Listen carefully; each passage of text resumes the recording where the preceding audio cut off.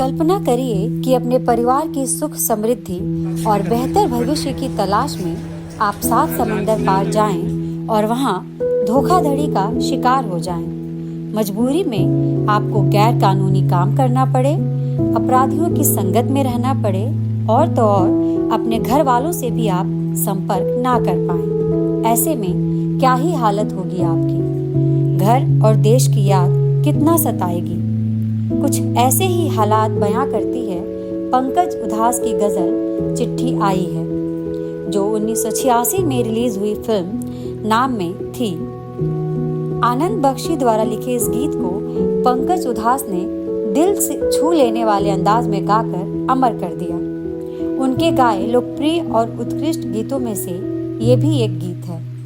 आज भी यह गीत प्रवासी भारतीयों के अनुभवों और चुनौतियों की काफी हद तक नुमाइंदगी करता है। ना सिर्फ प्रवासी बल्कि देश के अंदर ही गांवों से शहर की तरफ भागे लोगों को भी इस गीत में अपना दर्द दिख ही जाता है। पंकज उधास के करियर के निर्णायक क्षणों में से एक यह गीत था। प्रसिद्ध संगीतकार जोड़ी लक्ष्मीकांत प्यारेलाल और पंकज उधास ने मिलकर एक ऐसा जादुई संगीत रचा जो पीढ़ियों से श्रोताओं को मंत्रमुग्ध करते आ रहा है। चिट्ठी आई है कि सफलता फिल्म की कहानी से आगे निकलकर एक कालजयी रचना बन गई। इसके अलावा पंकज उधास ने कई यादगार गजलों को अपनी आवाज दी है। दिल देता है रो रो दुहाई, चांदी जैसा रंग है तेरा, ना कजरे की धार जैसे गजल भी इन्होंने ही गाए। संगीत के क्षेत्र में इनके योगदान को देखते हुए 2006 में इन्हें पद्मश्री पुरस्कार से भी नवाजा गया।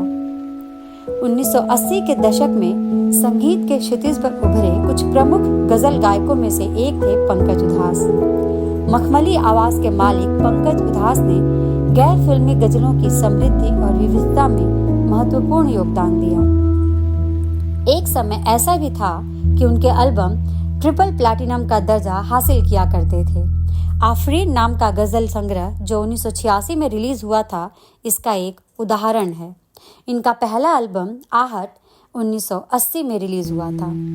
पंकज उधास और उनके समकालीन गजल गायकों ने कठिन शास्त्रीय गजल गायन के विपरीत सुनने में आसान, कर्णप्रिय और लोकप्रिय शैली अपनाई।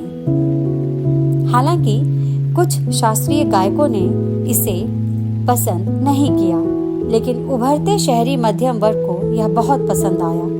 यह शैली शास्त्रीय संगीत की तुलना में अधिक सुलभ थी, जिसमें संगीत का आनंद उठाने के लिए शास्त्रीय संगीत की जानकारी जरूरी नहीं थी। इसके साथ ही यह फिल्मी गीतों की तुलना में अधिक मधुर थी। इस नई गजल ने अतीत की रोमांटिक भावनाओं को भी बरकरार रखा, जिससे लोगों के लिए इसका आनंद लेना आसान हो गया। 17 अप्रैल 1951 को गुजरात में जन्मे पंकज उधास संगीत की दुनिया में अपने बड़े भाई मनहर उधास, जो बॉलीवुड में एक स्थापित पार्श्व गायक थे, के सहयोग से आए। गजल गायन के क्षेत्र में पंकज उधास एक ऐसे गायक थे जिनकी मखमली आवाज और भावपूर्ण प्रस्तुतियों ने संगीत परिदृश्य पर एक अमिट छाप छोड़ी है। इंडिया अड्डा टीम की ओर से आवाज के इस जादूगर को भावभीनी श्रद्धांजलि।